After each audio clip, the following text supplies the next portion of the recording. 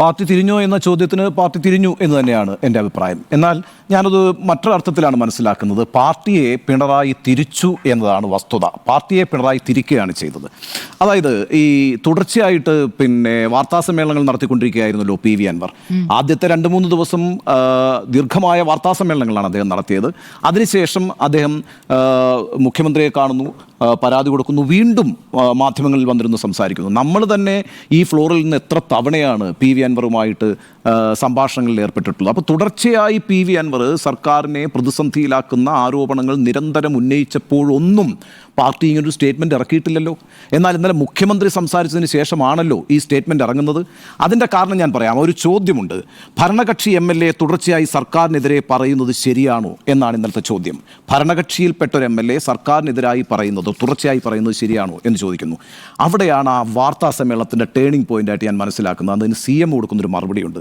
ഞാൻ മുഖ്യമന്ത്രി എന്ന നിലയ്ക്കാണല്ലോ പറയുന്നത്.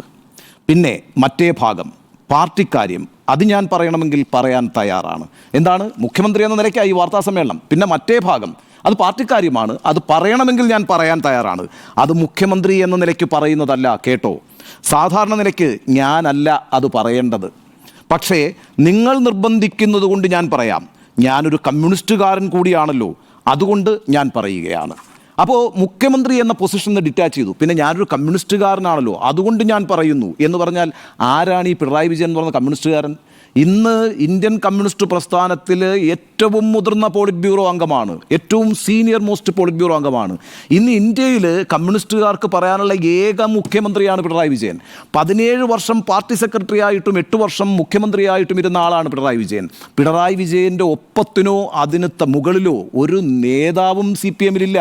ആ നേതാവാണ് പറയുന്നത് പാർട്ടിക്കാര്യമാണ്, മുഖ്യമന്ത്രി എന്ന നിലയ്ക്കല്ല, ഞാൻ പാർട്ടിക്കാര്യവും പറയാൻ പോവുകയാണെന്ന് പറഞ്ഞുകൊണ്ടാണ് അൻവർ ചെയ്തത് ശരിയായില്ല എന്ന് പറഞ്ഞത്. അദ്ദേഹത്തിന് ഈ വാർത്താ സമ്മേളനങ്ങൾ നടത്തേണ്ട കാര്യമില്ല, പരാതി ഉണ്ടായിരുന്നെങ്കിൽ അത് പാർട്ടിക്ക് എഴുതി കൊടുക്കാമായിരുന്നു, ഇല്ല എങ്കിൽ വേണമെങ്കിൽ എന്നെയും കാണാമായിരുന്നു എന്നാണ് പറഞ്ഞത്.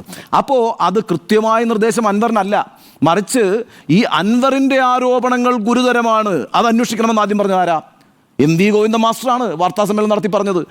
ഗുരുതരമായ ആരോപണങ്ങൾ പി വി അൻവർ ഉന്നയിച്ചിരിക്കുന്നു, അത് അന്വേഷിക്കണം എന്ന് ആദ്യം അദ്ദേഹം പറഞ്ഞു. LDF കൺവീനർ TP രാമകൃഷ്ണൻ പറഞ്ഞത് എന്താ?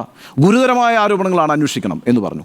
ഈ അർത്ഥത്തിൽ അൻവറിൻ്റെ ആക്സെപ്റ്റൻസ് CPM തന്നെ ഉണ്ടാക്കി കൊടുത്തില്ലേ?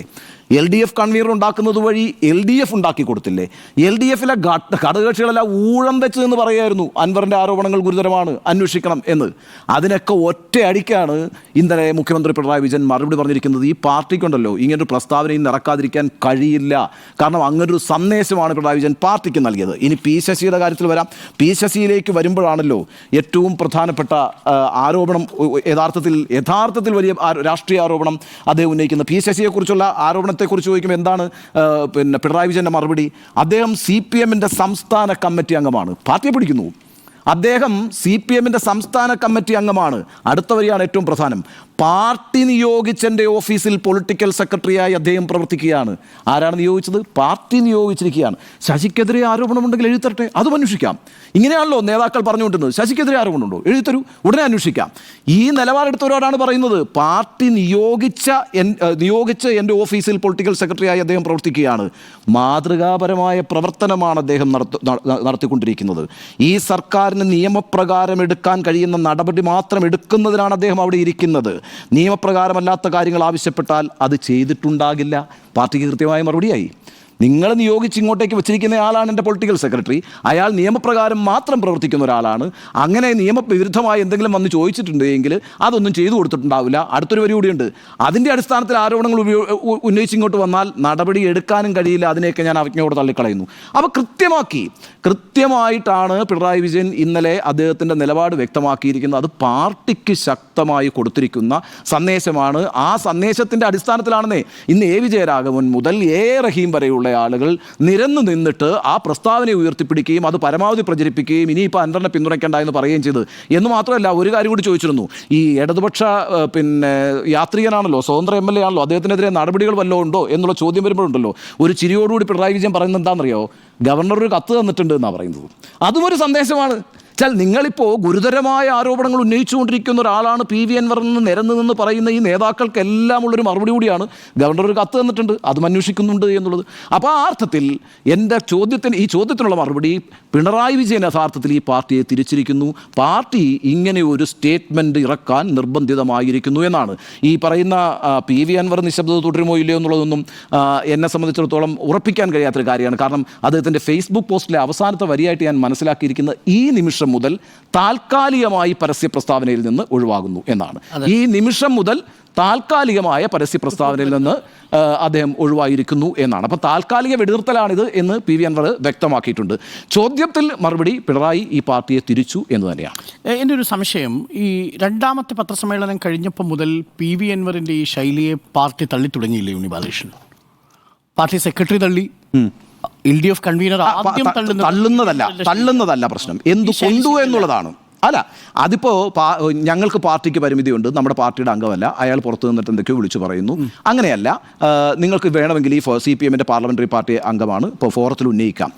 ആ പറച്ചിലിനും അത് തള്ളി എന്ന് നമുക്ക് പറയാം. എന്നാൽ കൊണ്ടതോ ഉന്നയിക്കുന്ന ആരോപണങ്ങൾ ഗുരുതരമായ ആരോപണങ്ങളാണെന്നും അത് അന്വേഷിക്കപ്പെടേണ്ടതാണെന്നും ആവർത്തിച്ച് പറയുമ്പോൾ, അതൊരാൾ മാത്രമല്ല, ഗോവിന്ദ മാസ്റ്ററിൽ അവസാനിച്ചില്ല.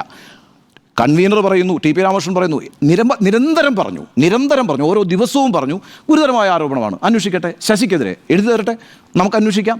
പിന്നെ CPI പറഞ്ഞു, RJD പറഞ്ഞു, എല്ലാ ഘടകകക്ഷികളും പറഞ്ഞു. അന്ന് നമ്മൾ പറഞ്ഞുകൊണ്ടിരുന്ന ഒരു കാര്യം എന്താ? ഇതിനെല്ലാം മറുപടി പറയേണ്ട ആളാരാ? മുഖ്യമന്ത്രിയാണ്. മുഖ്യമന്ത്രിക്കെതിരെ പടയൊരുക്കം. അത് P ശശിയിലേക്ക് എത്തിയപ്പോൾ വളരെ കൃത്യമായി. കാരണം എന്താ, ബ്രാഞ്ച് സമ്മേളനങ്ങൾ തുടങ്ങുന്നു. അന്നൊരു പ്രത്യേകത കൂടിയുണ്ടല്ലോ. ഈ ആദ്യത്തെ വാർത്താ സമ്മേളനം P ശശിക്ക് ആഭ്യന്തര വകുപ്പിനെതിരെ വെടിപൊട്ടിക്കുന്ന ദിവസം കേരളത്തിലല്ല, ഇന്ത്യയിലെ എല്ലാ പാർട്ടികളിലും ഈ പാർട്ടിയുടെ ബ്രാഞ്ച് സമ്മേളനം കേരളത്തിൽ ആരംഭിക്കുന്ന ദിവസമാണ്. പിന്നെ P ശശിയെ കുറിച്ച് നമ്മൾ പറഞ്ഞുകൊണ്ടിരുന്നത് എന്തിനാണ് P ശശിയെ പിടിച്ചതിനകത്തിട്ടിരിക്കുന്നത്? P ശശിക്കെതിരായിട്ടൊരു നീക്കം നടക്കുന്നു. എന്താണ് ആ നീക്കം? സംസ്ഥാന സമിതിയിൽ വന്നിട്ടുള്ള P ശശി ഇനി സംസ്ഥാന സെക്രട്ടേറിയറ്റിലേക്ക് വരാനുള്ള നീക്കം നടക്കുന്നു.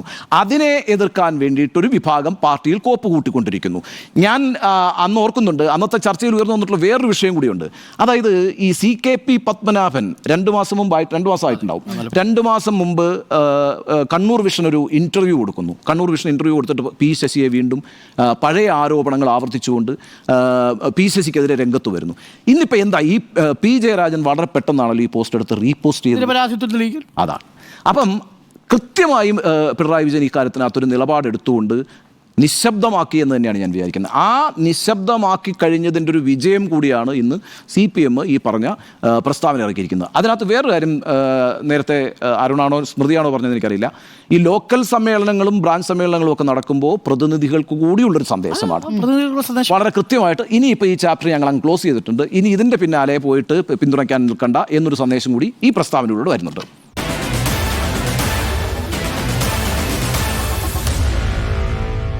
Meet the editors.